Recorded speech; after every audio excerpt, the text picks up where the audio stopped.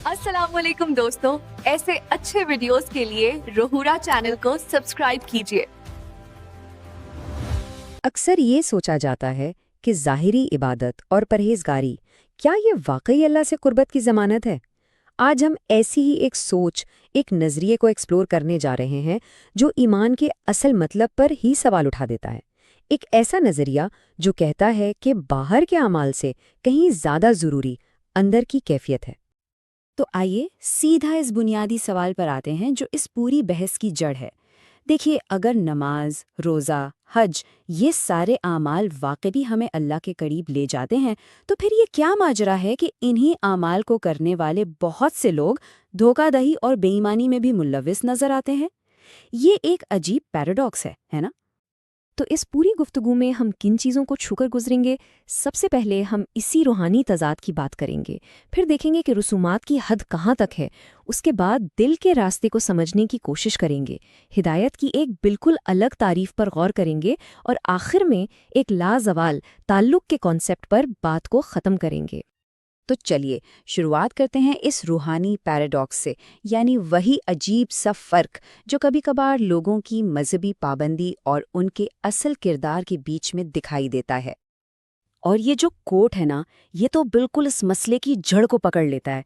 मतलब आर्ग्यूमेंट ये है कि अगर सिर्फ ज़ाहिरी आमाल ही काफ़ी होते तो फिर जो लोग ये सब करते हैं उनका किरदार तो बिल्कुल साफ सुथरा होना चाहिए था। लेकिन हम सब जानते हैं कि हकीकत में ऐसा हमेशा नहीं होता। और बस यहीं से ये सवाल उठता है कि शायद असल कहानी कुछ और है। तो अब सवाल ये उठता है कि आखिर इन रसूमात की, इन रिचुअल्स की हद क्या है? चलिए अगले हिस्से में चलते हैं और देखते हैं कि ये नज़रिया इस बात पर क्या तनकीद करता है कि लोग सिर्फ ज़ाहिरी चीज़ों पर ही इतना जोर क्यों देते हैं। यहाँ पर जो मरकज़ी ख्याल है ना, वो बड़ा गहरा है। कहा यह जा रहा है कि इबादतें चाहे कितनी भी अच्छी तरह से क्यों ना की जाएं, वो अधूरी हैं। यानी उनका कोई फ़ायदा नहीं अगर एक बुनियादी चीज़, एक मेन इंग्रेडिएंट मिसिंग हो। और वो इंग्रेडिएंट है अल्लाह के साथ एक सच्चा अंदरूनी कनेक्शन। और इस बात को समझाने के लिए एक बड़ी ही कमाल की मिसाल दी गई है, पोस्टेज स्टैम्प की मिसाल। ज़रा सोचिए, आपकी इबादत एक ख़त की तरह है जो आप भेजना चाहते हैं, लेकिन क्या कोई ख़त टिकट के बगैर अपनी मंजिल तक पहुंच सकता है? बिल्कुल नहीं। इसी तरह ये नज़रिया कहता है कि इबादत के ख़त पर अल्लाह से बातनी ताल्लुक़ का टिकट लगा होना ज़रूरी है। अगर ये टिकट नहीं तो ख़त बस कहीं नहीं पहुंचता। इसी आर्ग्यूमेंट को हज की मिसाल देकर और मजबूत किया गया है।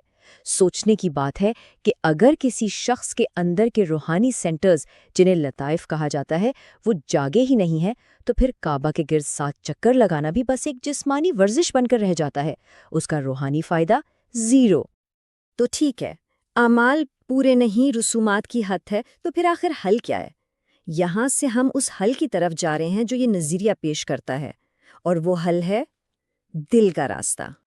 तो उस दिल के रास्ते का सबसे पहला, सबसे ज़रूरी कदम है ताल्लुक़ बिल्लाह, मतलब अल्लाह से कनेक्शन। और यहाँ पर सबसे अहम बात यह है कि ये कनेक्शन नमाज या हज जैसी बड़ी इबादतों से पहले कायम करना है, बाद में नहीं, पहले। ये एक प्री रेक्विजिट है।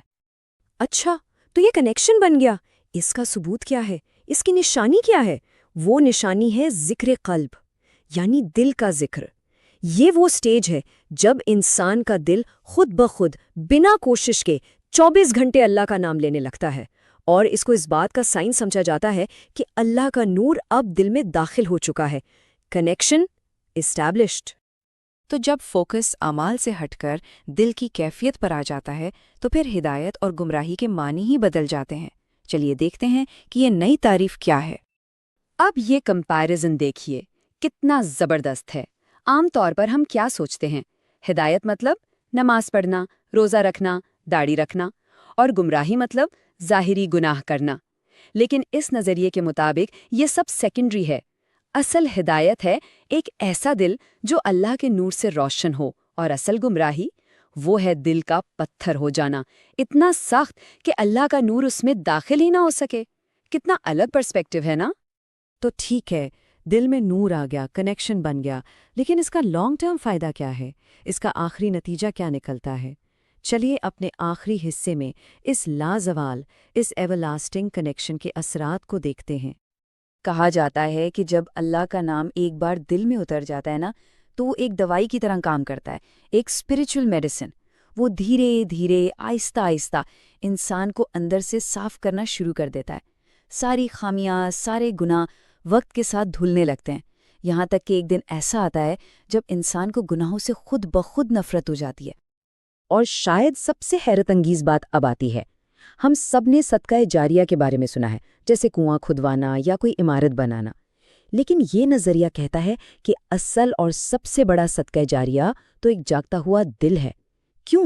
کیونکہ یہ دل انسان کے مرنے کے بعد قبر میں بھی عبادت کرتا رہتا ہے، اور اس کی عبادت قیامت تک جاری رہتی ہے، اور اس کا سارا ثواب اس مرحوم شخص کو مسلسل ملتا رہتا ہے۔